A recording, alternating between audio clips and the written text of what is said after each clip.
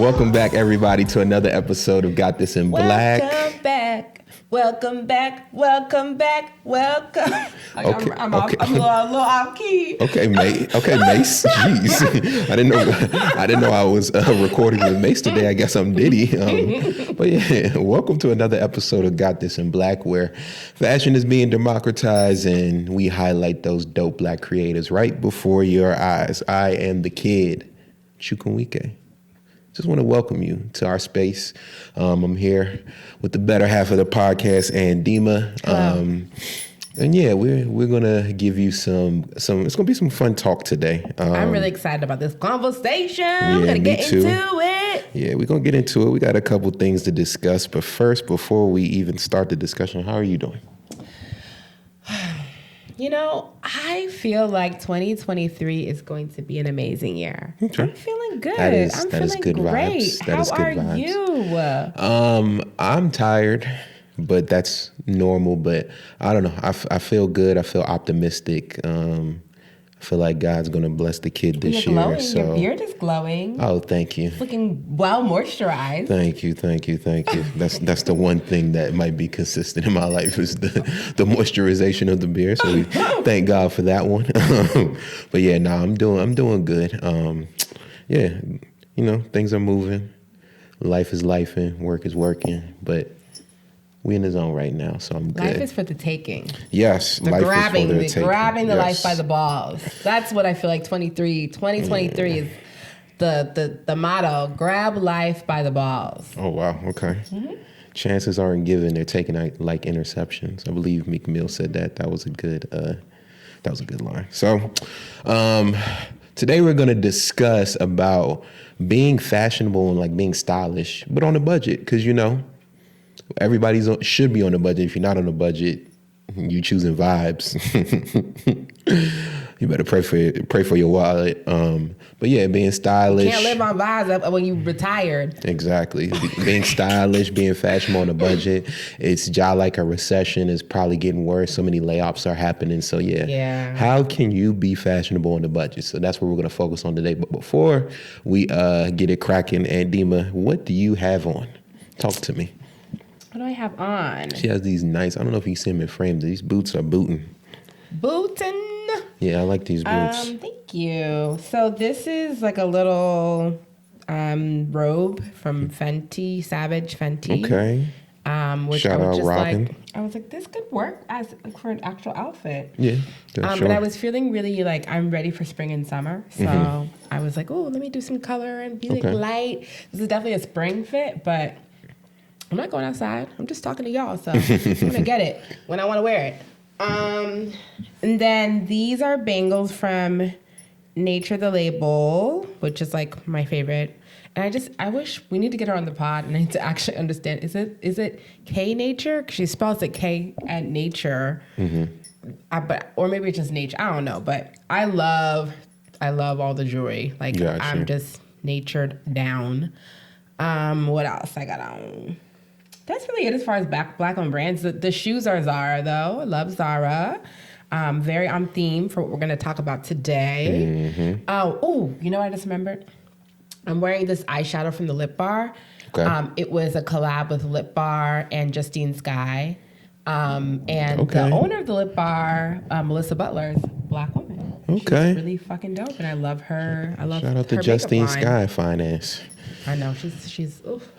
And so stylish. Ugh, yep. Beautiful. Yep. And it's like, I think the name of the collab is called Island Gyal, which is like perfect, you know. Yeah, no, that makes sense. That makes sense. And I want to say, yeah. All right. It's a cute little collab. Okay. So I have on a nice hoodie. I love this hoodie from Ricardo DSean. My brother actually got it for me. I love that hoodie. And then I have on my Fear of God California slippers and some Zella Fermani socks. So to round out the Black-owned brands. Can I say something though? I ordered those shoes from Fear of God. I never got them. The customer service was really nice and they refunded me, but like I just was like, y'all weren't gonna tell me, like they weren't gonna come. I was excited. Damn.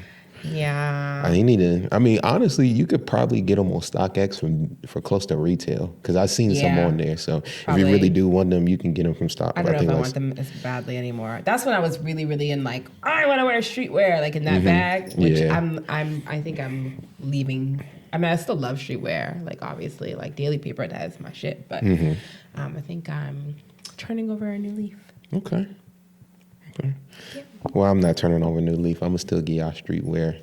Yeah. I feel like I get y'all a lot of streetwear-ish type of looks. I don't get into my my dressed up bag as much on this podcast, so, which he's really good at. I'm gonna have to find out a way to incorporate that. But sometimes when I wake up on these mornings, I'm just trying to put on a quick fit and go. So when it's a quick fit, it does not translate to the more dressed up stuff that I tend to do. So maybe sometime during the season, I'm gonna have to give y'all a little bit of sprinkle of that. But today, stylists on a budget. So I think the first thing we actually did is we actually talked to a bunch of our friends. We have very stylish friends. So we asked them, what you guys do to stay stylish on a budget, because not everybody's balling and has enough money to just drop, odd amounts. Sorry, I know you're on a whole thing. I feel like before we even talk about like what we did to like talk about this topic, I feel like we should talk about like why we decided to talk about this topic. Like why, like what have people been saying to us, our friends or our audience that listens to the podcast that like made us feel like, oh, we need an episode about how to be stylish on a budget. Well, I think for me, a couple of my friends wanted to know like where they can find good sales, where they can get the most bang for their buck and stuff like that. Because it seems like everybody's in this season of trying to improve their closet. So, you want to get the most value for your money. So how could they go about doing that? What's the best ways in doing that? So I think a lot of the people that my close friends have seen, that's what I was like, what do you want us to talk about? And it was like, well, I want to know where I can find like the best sales or like what's the best approach to, make my closet better and stuff like that. So being a fashionable on a budget made sense. So, yeah. Can I say why I wanted to do this episode? What? Because, child, y'all, it's hard out there. I was like, the eggs are expensive. Y'all seen the girl on TikTok, the TikToky where she like has a sleeve of eggs and she's like, luxury. How she go sell some eggs and come up. She's rich. I was like, this girl is rich with that whole. It was like 10 cartons of eggs, and I was like, wow, she's wealthy. You have to shift the mic down. You peeking. Wealthy. She was wealthy. Yeah. Okay. Yeah. If a girl be like, I want something expensive, just go to the grocery store and get her a nice dozen. Because a nice dozen is hit. Organic or an organic dozen. Ooh. Yeah. You balling right now. You got a nice dozen organic, especially. Let's not even talk about it, but yeah, it's hard out here with inflation and things going on. So it was like, how can we feed our listeners something that is relevant, especially to the times right now? And being fashion on the budget just made sense. So let's get into it. First of all, make sure y'all have a budget. Like, I think that's one of the first important things is just like, not even just for good finance for clothing. Like I feel like when I talk to one of my friends, he like makes sure that he puts like a certain amount each check towards clothes. So it's like, when buying clothes, if you really want to build your closet, it's easier to buy consistently versus like trying to do just like every once in a while buy something big. Like just if you buy a piece like or buy like something every time you get a check, and it doesn't have to be a big large amount, after time you're going to build that closet. So make sure that you're actually on a budget and you have some money put towards your closet. That's definitely important. But I think we wanted to talk about techniques, really. And one of the techniques we wanted to talk about is how do we get those high-end products at a good price? Yeah. And like I think to take us back a little bit, I feel like there are different categories of like what people want when it comes to being stylish. There are some people who are like, hey, I'm a low budget shopper. I'm not trying to break the bank. I just want to look cute. And so what they're looking for when they think about like stylish on a budget, it's going to be very different from somebody who's like, oh, like I want that high fashion look. I don't necessarily have that like high fashion budget. Right, exactly. And so like, but they still want a couple of key pieces that they really love. Exactly. And so there's an approach for that as well. There's also an approach for somebody who's like, hey, like, I don't have the time to thrift everything. Like, I just want to kind of go with like what is out there, which is within my price range, but I want to do it in a way that makes sense. So this is more so what I'm about to break down is tailored for that person who's like, hey, like I want those high-end pieces. I want to start incorporating them into my wardrobe in a way that does not, I mean, still going to be expensive. Like, the truth of the matter is, if you want more high-end pieces, like, you will have to have a couple, 100 saved for items, like, even when you get a sale. So, like, let me just manage expectations there. Like, you're not going to get it for, 100. Well, depending on the item, maybe you will. But, like, you're not going to get it for $50 if you really want high-end luxury. So let me just manage your expectations right there. Right. But if you are looking for the like more luxury pieces, whether they be Black-owned luxury pieces or, your typical LV, YSL, Chanel, those sort of things, like there are tactics and ways that you can approach that. So one thing you can really focus on is paying attention to the actual sales that do happen. And sales that do happen are typically going to happen on like a retail platform. So think of like a Farfetch, think of a Revolve, think of a Sense, think of, Net-a-Porter. Like there are all these sites that their focus is like a marketplace for luxury items. And so you can get those items on sale by using those platforms. And so I'm not really a luxury person. Like I find like a lot of my really great pieces I buy from like Black-owned brands that are kind of like the medium range. So I had to ask about like what approach do my like fly ass friends take. And so I spoke to my friend Cherie. Follow her on Instagram, Cherie with an I _amour. And so she kind of put me on some game because she has some really, really amazing pieces in her wardrobe. And so one thing she told me was, she said, first of all, kind of identify like what are those sites that you want to go to find those items, whether they be Revolve, Farfetch. She's like more of like a streetwear, high luxury. And, start to browse those sites, start to bookmark and like and add to a wish list the items that you want, and then wait for the sales that those sites have. And sometimes you can get items off to like up to 50% off with the sales that they have. So you just kind of have to like monitor and watch out and add it to your wish list. The other thing she said was really interesting is that they do price matching. Some of them. So you can go and like if you prefer, and Sense is like where you go to purchase all your items. So you go to Sense, you have your wish list or whatever, and you notice you go to Revolve or Farfetch. Oh, Farfetch has this for like $300. You can go to Sense and say, hey, like they have it over here for this amount, and typically someone will work with you to price match. So that was something really interesting. I didn't know was a thing you could do. I didn't know you could price match either. That's what's up. Right? I was like, shout out Cherie. Sheesh. Like, I was like, okay. Yeah, and so I mentioned sales. Like, there are always going to be seasonal sales. Those seasonal sales would typically have the larger percentage off items. There are also, like, sites like Gilt, which Gilt is a little bit of a different model, I feel, where they have kind of like these flash sales. Where you can, like, it's not necessarily seasonal. It's like whatever flash sale is happening.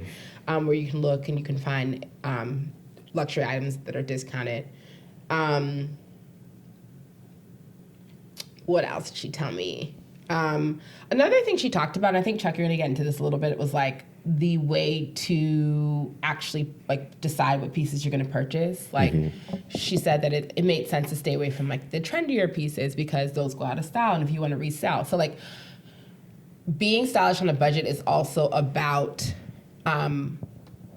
like also understanding like the value of the items that you own. Exactly. And when there aren't items that you're using and when it makes sense to take them out of your cycle of items. Like why, if you're not wearing something and it's just sitting in your closet and it's a more expensive piece, offload that. Like why do you need that in your, like, you know, you don't need that in your closet if you're not really going to use it like that. And you can make money from it. So like, you know, that money that you make, you can use to purchase another luxury piece that you like. So you want to make sure that whatever you buy, it's easy to resell it back. And so anything that's trendy, like those trends will go out of style and it's going to be harder to sell it back. One other thing I like started to like do a little research on, and I'm a little bit familiar with, is consignment. And I think it's really interesting. There really is like the big bad world of consignment where it's like traditional consignment, like you'd go up to New York and they would have, you know, their consignment stores. You could buy pre-owned and like touch the item and, you know, see it in person. And nowadays there's a lot of like online places you can go to. Most people are shopping online. Yeah, exactly. So think like there's like the Real. There's Fashion File. There are a bunch of different places that you can buy pre-owned, pre-loved luxury pieces. Pre-loved. I love that. Love that. But there also is kind of like a dark side. Of course. It got to be. It got to be. I was researching, because I've actually, like, I've been on and off of the Real, like, every once in a while, I'm like, I think I want to, like, buy something designer or whatever. And people have been calling out specifically the Real for selling a lot of fakes. And they had like pending lawsuits. I'm actually not sure what the outcome is of the lawsuit. So like I'm just talking about the past. Don't come and sue me. I don't know. I'm just saying that like there was an issue with fakes. And I think the important thing to note is that like if you are making an investment in a piece and you're not buying it from these reputable sites like Sense, Revolve, Farfetch, Gilt, Net-a-Porter, you know, all of these sites, My Teresa, Matches Fashion, sites like this, you want to make sure that you have a way to ensure that the piece you want to buy is authentic. And so there are a couple of different ways that you can like authenticate your clothing. There's something called real authentication, but also you know they're sometimes through the site that you're buying it through. Like they'll do authentication, things like that. So there are a bunch of different ways that you can approach that. But just be wary and understand that you want to ensure that your piece is authentic. Otherwise, you are out here wasting your money. Wasting your money. Other things to look out for, you know, a lot of these sites, when you sign up, you can get free promo codes when you sign up for their emails. Sometimes if you're a frequent shopper, you can get promo codes. But I think by and large, the way that people approach luxury now, it allows it to be a little bit affordable as long as you're like not as caught up in the whole experience of luxury buying and going to boutique and them giving you champagne and all this shit. Like if you're just like, hey, like I want to browse in peace and find the piece that I want.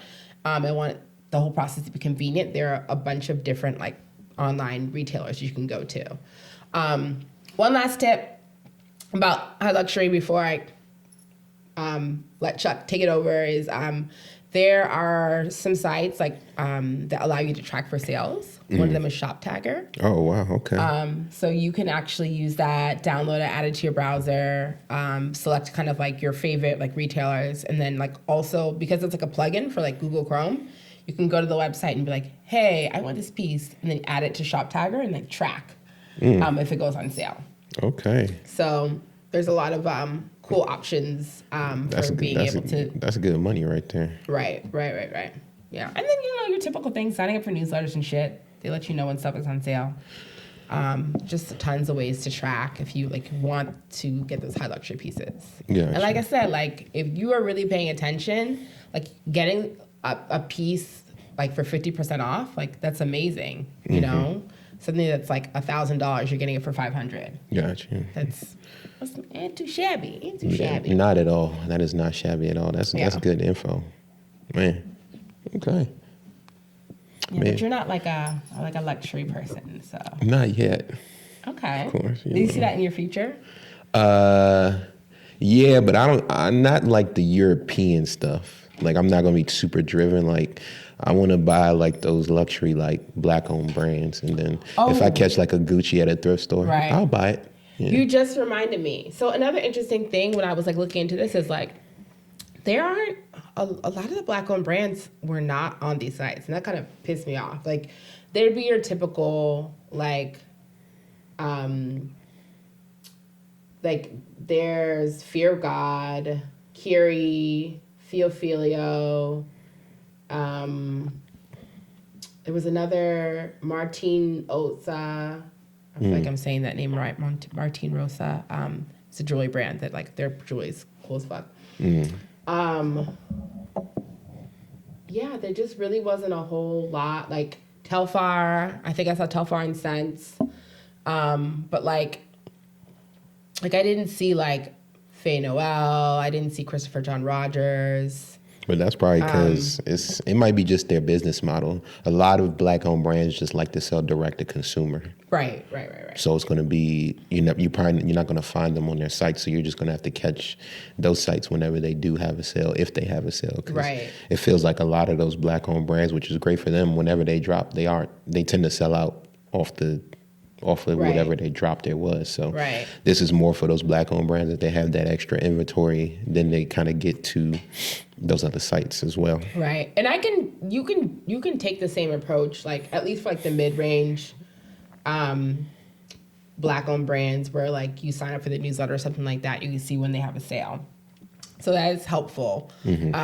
But I really don't see a whole lot of sales though, which is interesting. So I feel like there is a benefit in buying on Sense and buying on Farfetch,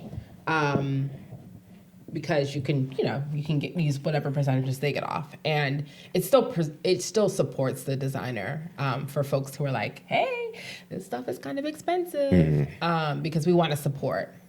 For sure. Yeah. Okay. I think for me, what I want to talk about is, I think one of the first things that you should do is you need to inventory what you currently have in your closet. So go through, see what you have. And one of the first things you can actually do is you're going to have a lot of pieces that you actually don't want anymore, but people would want. Sell those. Or you can barter for those as well too. So if somebody has a piece you want, you might be able to see something in their closet they like, or sell this on like a retail site like Depop or something like that, or their close friends. Like that's one of the first things I would do is I would audit my current closet, and then I would sell what pieces I don't want. What I also do from time to time as well is I will just go through my closet and put fits together. And as I start to put fits together, I notice I'm like, damn, I need a brown pant. Damn, I need Do you photograph a green hat. Yeah, sometimes I do phototism. I don't have a lookbook. I'm getting there. I need to get there. I want a lookbook. Yeah. I saw this really cool one on TikTok where it was like someone from like their lookbook from, actually my friend Lindsay sent this to me, and it was like someone from like the 90s, 2000s, early 2000s, where it was like a picture, and they took like the top half of like their outfit, they had a picture of that, and it was like cut, so then the bottom half was on another page, so you can flip, and you can yeah, no, that's smart. That's smart. That's definitely smart. But I'll go through, and what I'll do is I'll start to make a list of the stuff that I want, and by the time I finish that list, I'll notice that, I realize in 5 fits I need a brown pant, so now brown pant becomes high priority. Right. Or in 3 fits I need a green hat. So now these pieces start to become the priority, because another way that you can be fashionable on a budget is you're making sure that you're getting pieces that you're going to get multiple wears out of. So now by doing that, you've created a list of high use pieces that you need in your closet. And then when you do get those pieces, your closet starts to come together. So do you actually have a physical list? I keep it on. I got a note. Yeah. To do that. Yeah, literally make fits and be like, I need a brown pen. I need this. And after a while, like I know when I hit the same thing, like I'll put like an emoji next to it about how many times, and it'll tell me like, okay, I count the amount of emoji. Oh, damn, I done said I need this 6 times. So I know I need that. Like, wait, so so like for me, y'all, just welcome, just this is a matter thing. But I'm going through a fashion like crisis, like midlife crisis or whatever, where like every time I like go to my closet, I'm like, there's nothing to wear. And I'm like throwing all this shit down. I'm like, oh, this will work so well with this and this with that. And I feel like what I should do is what you said. Like I should like in that moment, I'm like, oh, I know this would work good with this. I do not have this article of clothing.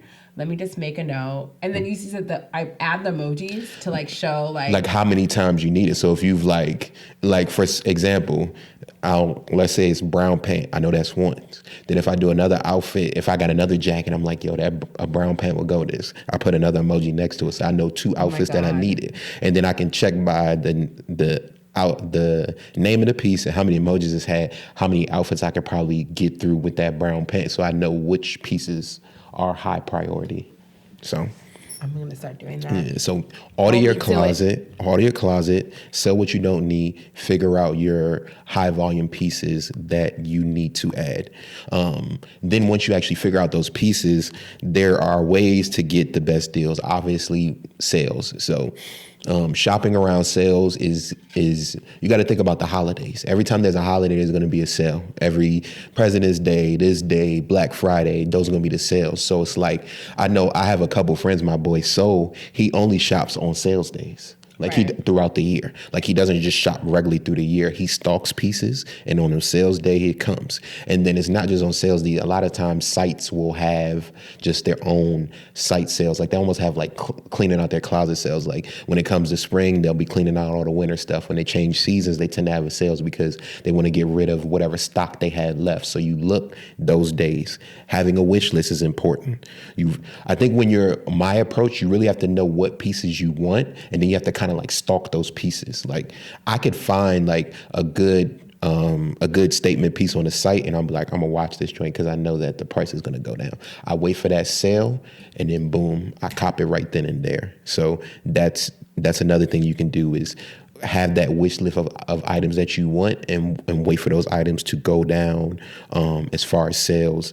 Of course, buying out of season, I think that's something that people kind of take for granted. But like, I know one thing I always used to do is like close to the end of winter, I go to Burlington Coat Factory and I'll find a peacoat that I want for the next season because they'll have whatever's left. They're marking it down 60, 70%. And I know I'm a buy that joint 60, 70, 50% off and then use it next season.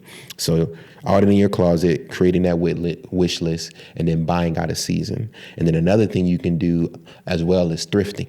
Thrifting, you can get a lot of pieces.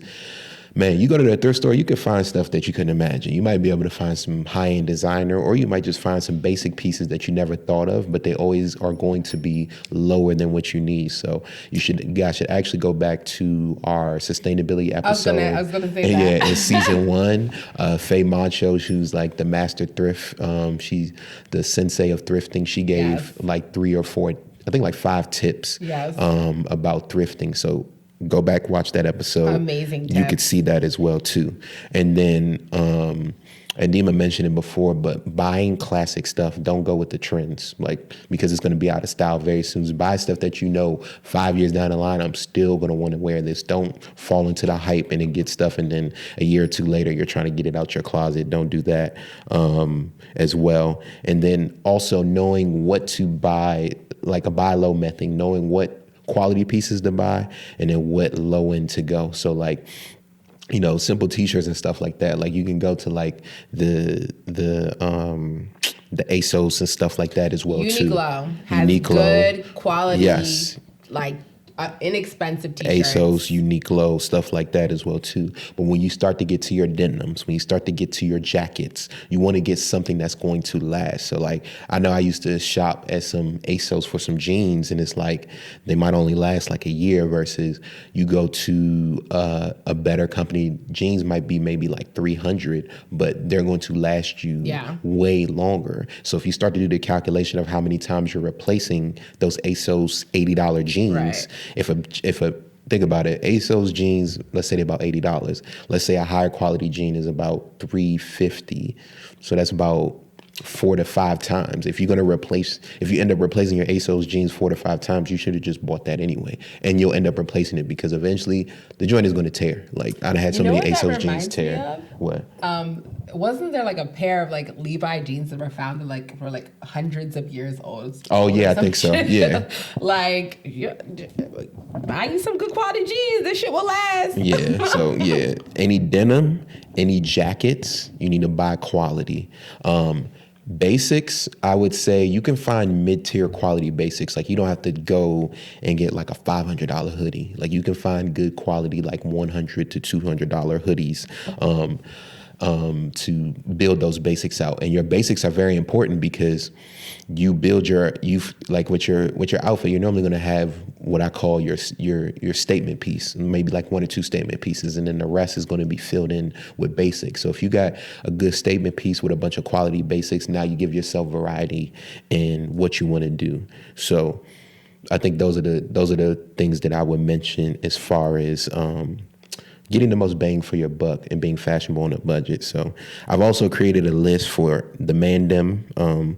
Y'all can shop here as well too. It's obviously with basics, it's kind of like is gender neutral or whatever. They're all gonna be my favorite, okay? But these are some of the places they have basics, but also remember some of these sites, they have a scale and a range. So it's like a Fear of God. Fear of God has the essentials line, but then their actual line is a lot more pricier, but they do have basics. So like a Fear of God, the Museum DC, Cortez, Corteiz, that is a London-based brand that actually they're about to have a collab with Nike, but I went on their site, they have some affordable stuff.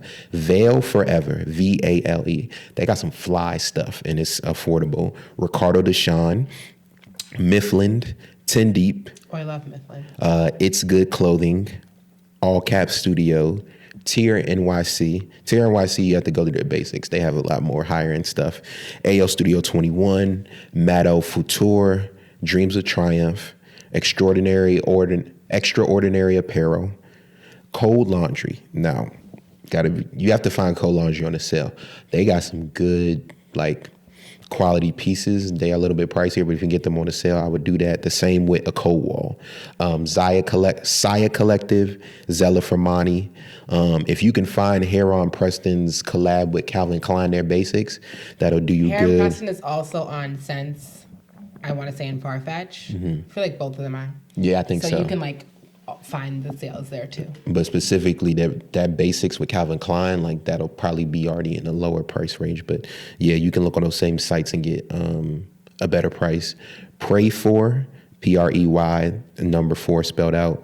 Outside Lines, New York, Daily Paper, Absence by Juanito, Brown Mill Company, Carrots, and then if you are an ASOS shopper, I would say look at this company called Minimal. It's mnml.com.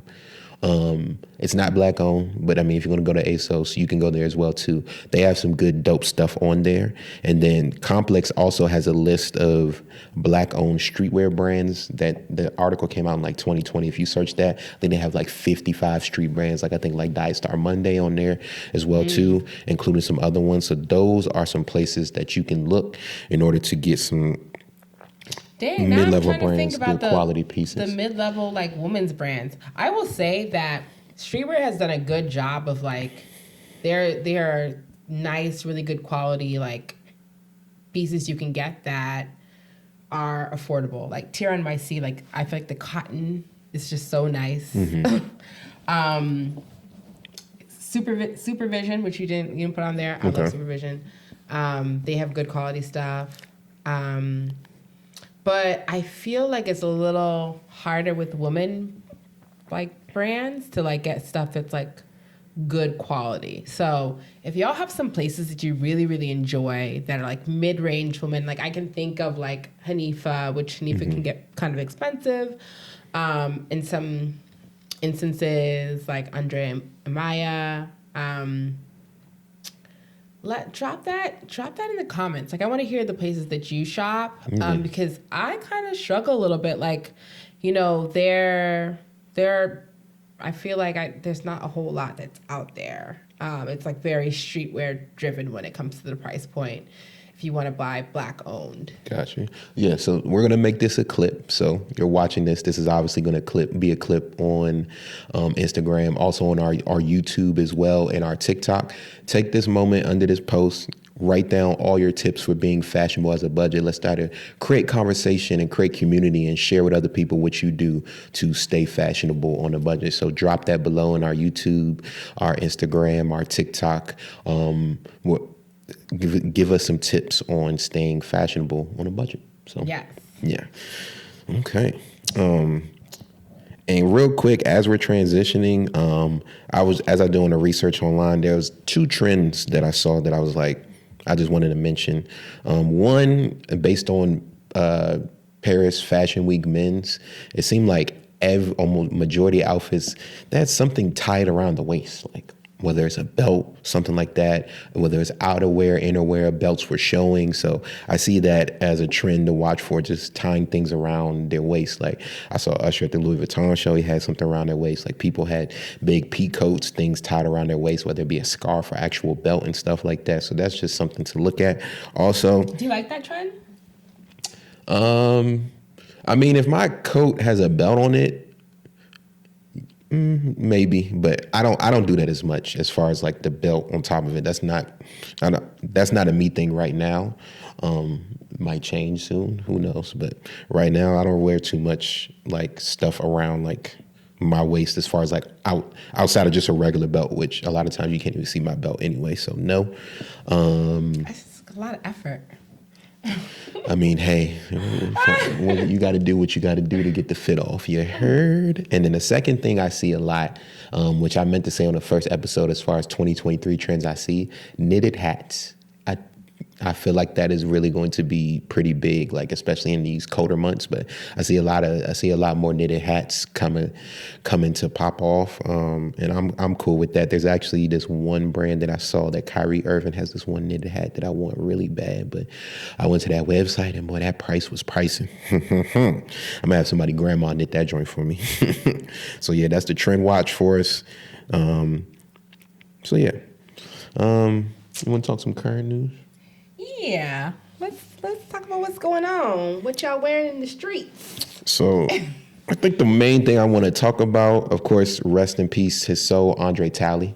They're actually picking. They're going to do an auction of things in his wardrobe. I think the auction is on February 15th, and the proceeds are going to benefit Abyssinian Baptist Church in New York and Mount Sinai Missionary Baptist Church in Durham, North Carolina. And for those of you who don't know, Andre Talley was born and raised in Durham, North Carolina.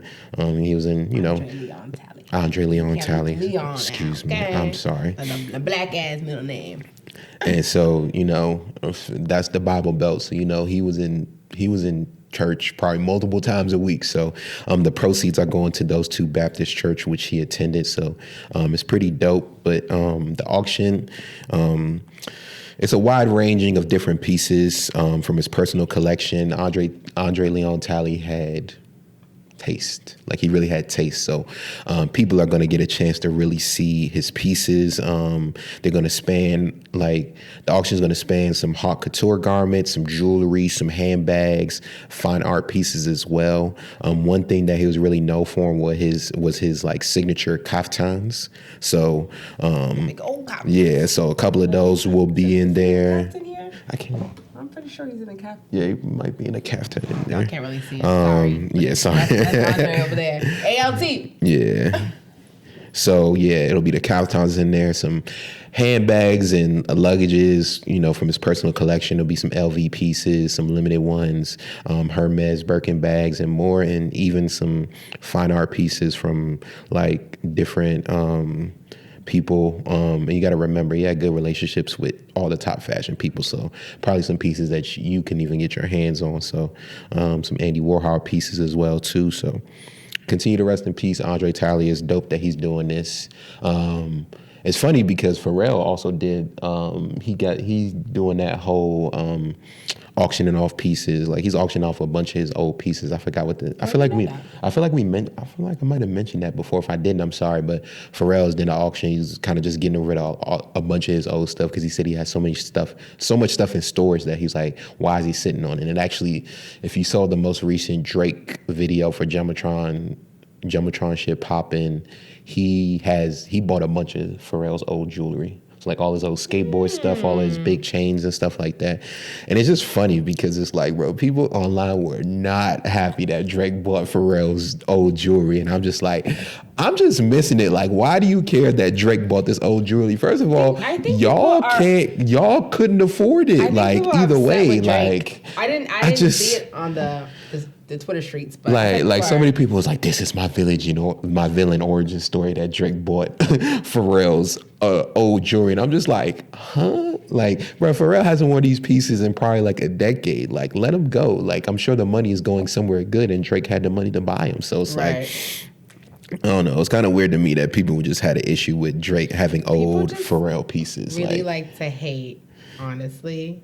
That's like the thing they just love to do. Like he literally was not wearing the stuff. That's why he's auctioning it. So it's like, why can't Drake buy them? Like, I'm not understanding. So yeah, if you check out that video for that new song, Jumbotron shit popping, you'll see a lot of older Pharrell pieces, which is pretty dope. So yeah. All right. Well, I would like to introduce a new segment that we're going to start doing. Okay. That is talking about my favorite shows on TV that I like to watch in the fashions. Okay. And I wouldn't be me if we would not talk about Real Housewives of Potomac. Okay. That is RHOP. my show. So just so y'all know, Chuck does not. He's not a big TV person like you. I'm sorry. Especially not a big reality TV person. So definitely not. This will also be me educating Chuck. Yes. About. And Dima has been wanting to do this for the longest. So here we go. Tell me about. Give me the tea. Yeah. So there are like a couple of beefs that like I will use to contextualize what the outfits are. Fellas, you know how when your girlfriend come with some tea, you try to act like you don't really want to hear, but you really want to hear it? Lean in a little bit, you know what I'm saying? Tell me the tea, sis. So in the latest season, and I feel like by the time this is released, there'll be another episode or whatever. Okay. But right now we're talking about the episode or the second episode when they first go to Mexico for the first time for Ashley's birthday. That's where we are right now at the moment. Okay. And we start off the episode and, La Grande Dame is out here really, really, really getting into it with Charisse. Like, they are just really banging the fucking table. And that's where we start at, okay? And in this episode... Do you think these shows be scripted? Like, how scripted do you think these shows are? There definitely are... I feel like there's aspects of them that are scripted, and I think also that, like, the editors they fucking are editing some shit. Like, you can tell because the way that they, like, put things together, I'm like, wait, we were just here, this person was just here, like, there's no way, like, that hop around in the conversation, they really do, like, edit their fucking asses off to make things seem, like, wild. Shout out to them. Yeah, it's wild. So they're all on vacation, so it's, like, the whole gang, Wendy, Candace, Ashley, the Green-Eyed Bandits. That's.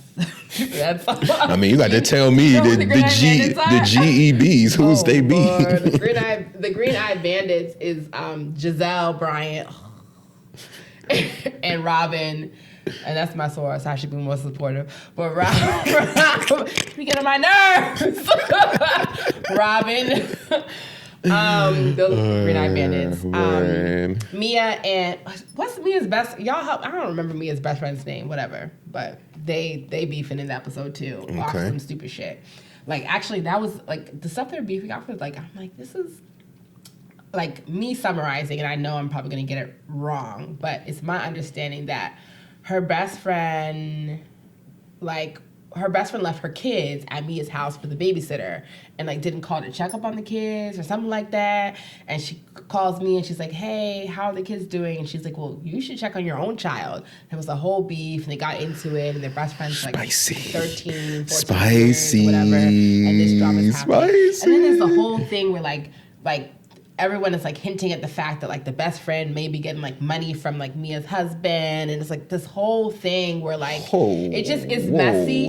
No, like I feel like like they played it up. I feel like they played it up on purpose. And that's their fault. Like I just feel like they're very close, and like they may like support the friend sometimes, or like like I don't know. I just it was weird, and I feel like they at first were playing around with it, and it got blown out of proportion, and now everyone is like putting out these rumors, and now they're turning on each other because of the rumors that like they didn't dead, and say yes, we are very, we are very chill with each other. We like to take showers together. Like that's what we like to do. We're just weird like that. But like nothing's going on. Like my best friend's husband is her husband. He stays over there being her husband. I got nothing to do with that. Like they should have just said that's what it was or whatever, and instead of like being hurt about it and fighting each other. So I don't know. Interesting behavior.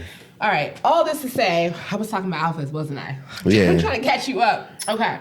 So it opens with that big fight between Le Grand Dame and Charisse or whatever. And, they're all at dinner, and I'm just peeping the outfits. And so they're on vacation too. So what I would like to say is, like, I would like to rate or talk about what good vacation fits look like and what they do not look like. Okay. So I would say that, like, Wendy Osefo does the best job for me. Okay. Followed by Candace. Actually, they might be tied because Candace is just so damn cute. Wendy's wearing like an orange cutout dress. It's got a little cutout here and like a little braided robe. It's giving cute, sexy vacation vibe, skin. Then when they go to the cenote, she's wearing this white fringe cover-up. Very cute. And she's got like a Fenty headband and a gold bathing suit underneath. Okay. Gold bathing suit, 10 out of 10. Okay. Fringe, 10 out of 10. Fendi, like thing, it just didn't go with the outfit, but it was cute. It was cute. It just could be over here. Like me a little fringe, okay. Yes, I was very proud of her. I was like, go ahead, Wendy. Candace was also serving some cute little looks. I was like, go ahead, Candace. Okay. She had this cute black bathing suit at like a cutout in the middle, but she's petite, so she can she's more petite than the other girl. So like I feel like she dresses well for her body type. Okay. Yada yada. But she also had this cute feathery tube top, and there was like this really structured skirt that was see-through, but it like had like lines and like really good structure. Okay. So she was cute over there. Honorable mention goes to Ashley. Ashley's looks are very hit or miss for me. Okay. But I thought she did okay on the vacation, All right, so who looked bad? Come on. I need to know who looked bad. All that good stuff is cool. Who looked bad? Mm-hmm. Who looked bad? Just tell him. Just tell me. I feel like people would say Ashley looked, because Ashley got her little booty, her little, it's like she got a little thing back there. I feel like, yeah. The thing back there. And her confessional top was super cute too. It was like a little under boob. I was like, okay, sis. So yeah, Ashley, sure, whatever. And then I think like the Le Grand Dame always gets an honorable mention because for her age, she dresses very well and looks pretty put together. Give me a range. She's over 45. She's giving over 45 to like maybe 55, like you know.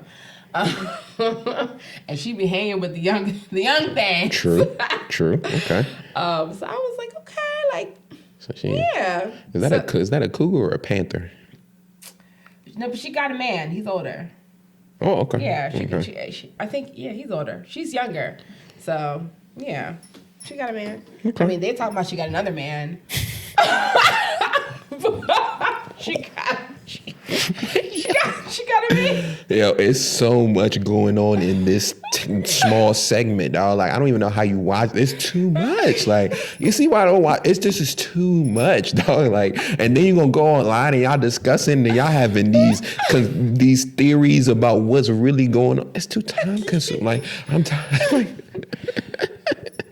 Oh man. Yeah, so that was my little episode vacation synopsis. There's another show I am starting to watch, which people have said is really good. It's called Riches. Okay. So I'm only in episode 1. So long story short about like what the show is about. So it's about a family who the patriarch of the family owns a black hair care company. I think it's in London. He's Nigerian, clearly, when you watch the show. And he has five children, 2 from a first marriage. Okay. And like the main character there is Deborah Ayorinde. She's from the area. She's gorgeous. Drop dead gorgeous. And so like she's like the main Nigerian protagonist. Like, huh? I said it's a lot of fine Nigerian women in she's beautiful. In I've been DMV. following her career too. Yeah. Like I'm so glad she got the Shout show. out to all my fine Nigerian babies in the DMV. Got a special place in my heart. All right, continue. So Deborah is the first daughter of the first wife. Okay.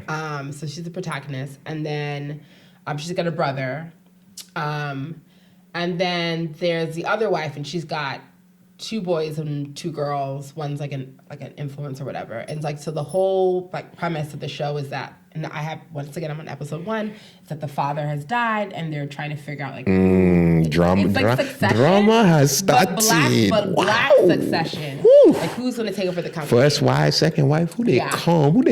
Yeah. Wow. So I'm very excited to get into it, but. And I was told on Twitter that they were fashion, so that's why I'm watching it because I know it's gonna be fucking good, but also like wear at the fashion. The fashions so are fashion. So far in episode 1, only person who's standing out to me is the brother. His character is Simon Richards. The actor's name is Emmanuel Imani, and you know he's kind of like the gay brother. Like I don't think his outfits are flamboyant. I think they're actually like very like poised and like, not poised. I shouldn't say like if you're flamboyant, you're not poised, but like very urban. I want to say like cutting edge. I like his outfit choices so far in episode 1, but I'm excited to see what else he's wearing and like how they define his style throughout the season. So yeah. And then Deborah, I'm like, can y'all define her style a little bit more? I hope in episode 2 I'm getting a little bit more because she's drop dead gorgeous and need to be like styling her thus so. But yeah, that's so far. We'll talk more about this season because I'm liking Riches. Okay. Shout out to Riches. Shout out to Real Housewives of Potomac for the fashions, of course, and a little bit for the tea. Yeah. All right. So to close it out, we're gonna do a hot or not. And normally we actually just give you something and we decide if it's hot or not. But today we have a hot and a not. So you want to start with the hot or the not? Let's start with the not, because I'm anti and I'm a hater. Okay, the not. So, our boy, Aubrey Drake Graham, most of y'all already seen this, but for those who aren't aware, our boy got a new necklace. Rapper gets new jewelry, nothing out of the ordinary, right? Wrong. So, this chain took 14 months to make. There are 42 engagement rings on there, 351.38 carats, and they were mounted in 18 karat white gold. Each diamond was set using the eagle claw technique. And it's for all the times he thought about it, but never did, meaning that he has 42 engagement rings on there because there were 42 times he thought about proposing, but never did. Why? You counted? Really? Because it's like, as a man, when you're dating a woman or around a woman, you think about marriage is going to pop into your head every once in a while, but nobody is tracking and keeping count. Then not only did you track and keep count, you had so fucking lame. You had the gall to then make a necklace out of it. He's like that's lame. not that's He's not so that's lame. not like and don't get me wrong, like Drake is probably top 5 favorite music artist for me. But that's corny, honestly. It just really is. He's so lame. We got to separate the rapper, the person from that was corny. From the artist. that whole premise of that chain was corny. It's weird. It's just I don't know, bro. Like that. I mean, he's really in his doing shit for like people like to talk about him. Like he's really truly in that bag. That's the season that he's in. That's a nasty bag to me. A clout season. That is a nasty bag. Oh my gosh, that is a nasty bag to be in. To do stuff just for people to talk about it. God forbid I will never be in that bag because I don't care what y'all think. Like doing stuff literally just for people to talk about and get a reaction, like that's a nasty bag to be in, bro. Like a desperate bag. Desperate. He's desperate. So yeah, that was Drake. Nice little necklace. I forgot who created it, but Alex Moss was the person that actually put it together. But yeah, y'all heard the details. Y'all saw that. The boy is on some help. Someone give him some counseling. That is not wavy. He definitely needs a therapist. He definitely needs therapy, dog. He needs some therapy. That boy don't know what real love is because it's just not making sense. It's not making sense. It's no sense. It's no sense. Give me social media love or something like. Okay. So the hot. Yay. We are talking about Abbott Elementary. Man, we done talking about a lot of TV shows this episode. Abbott. Okay, so we're kind of highlighting because, Abbott, they kind of cleaned up this award season. So let's talk about it. Primetime Emmy Award for Outstanding Supporting Actress in a Comedy Series, Sheryl Lee Ralph. Critics' Choice Television Award for Best Comedy Series. Golden Globe Award for Best Actress in a Television Series / Musical or Comedy, Quinta Brunson. Emmy for Outstanding Cast for a Comedy Series. Oh, wait. I forgot to. Oh. That's my song, Sheryl Lee Ralph. Oh. Woo! Get it, girl. Get it. Okay, I'm done. I had to stop so they can lower the volume on that because that is peaking. Oh my gosh. The ooh whoops. But shout out to all the Reds out there, I forgot the gang was in here, man. I forgot the gang was in here, dog. We here. Golden Globe for Best Television Series and Golden Globe for Best Supporting Actor in a TV Series. That was Tyler James. But let's talk about the fits. The fits. My boy Tyler James had on a nice Amiri suit. Brother, you look good, bruh. You look good. You made us look good up there, dog. That Amiri suit was hitting. Then Sheryl Lee Ralph. Yeah, when she wore the outfit by Jason Rembrandt. Is it Elite? How do you say that? Elite NYC. Elite NYC. Mm-hmm. That fit looked amazing. Styled by her daughter. Hey, bro, Sheryl Lee Ralph this award season has been looking so elegant and just. She has. A chef's kiss. Chef's kiss. The best sound bites. Yes, that sound about the what you have the Kardashians want that people tried to clap back, and then she was like, "I said what I said." I said. And on that note, I'm gonna shout out y'all Deltas. Say what y'all say. Stand on what you gotta say. Little Jamaican accent. Yes, stand on what you have to say, dog. Thank you. And then I know you looked up Quinta Brunson's outfit. She had some fits. To talk about Quinta. She had some fits. Oh my gosh. That is my girl. She had some fits. That is my girl from before. I love her, Quinta. I'm so proud of you. I just, maybe you come on the pod. Can we acknowledge she came a long way from He Got Money. She came a long way from He Got Money. It's just also an example of someone just like persevering, like someone with talent, but just persevering and seeing it through. Yes. So like, shout outs to you, Quinta. And then you put a whole bunch of dope black people on your show. That's another thing. Yeah, and it was very intentional. The story about the student that she put on an episode. It was the episode where the two students were like beefing with each other. It was a funny episode. But the student, she like knew her from like back in the day. She like auditioned for something or like they acted in something together. And I was that's dope. That's dope. Story. All right, give me the fits. Give me the fits because she has some fits. Yeah. So you guys should know, Quinta's stylist is Byron Javar. Shout out Byron because you was doing your thing there. Yes. And oh god, her fits were just so fucking breathtaking. Yeah, I need to go look these up. Please. Go on her IG. Please. I think they're on Byron Javar's IG as well, too. Yeah, they're probably on his IG, too. Yeah. So first of the Golden Globes, styled by Byron, as like mentioned, and then she was wearing this beautiful black dress with it's almost like red, like tulle coming up, and red tulle at the bottom, like designed by Christian Siriano, which you guys remember him from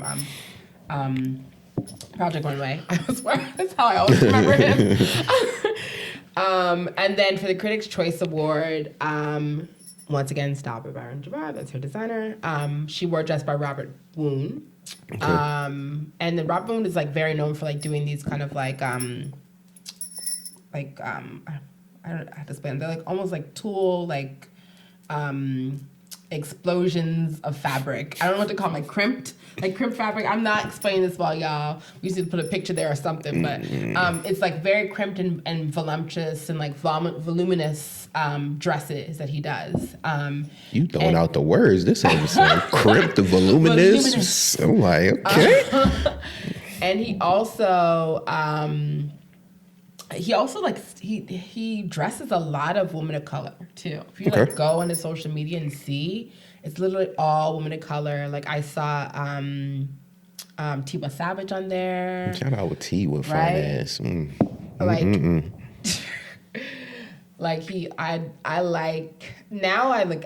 didn't know him that well before, and now I'm all like, all right, like I'm about to like watch him because this stuff is really beautiful, like very architectural, and that's what Quinta looks like in the photo where she's wearing the outfit. So yeah, get it, Quinta. Like you are just killing it in every category. Yes, girl, we see you.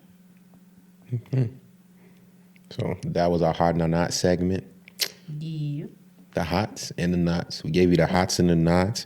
We gave you the TVs. We taught you how to be fashionable on the budget. Mm-hmm. Fashion was democratized. We told you about dope black creatives.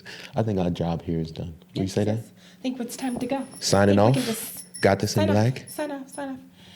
Wait. Real quick. We can never forget this. Shout out all the black designers, black creatives, black photographers. Black designers, black creatives, black makeup artists, black stylists, every black creative in the fashion industry. We shouting you out. Yeah.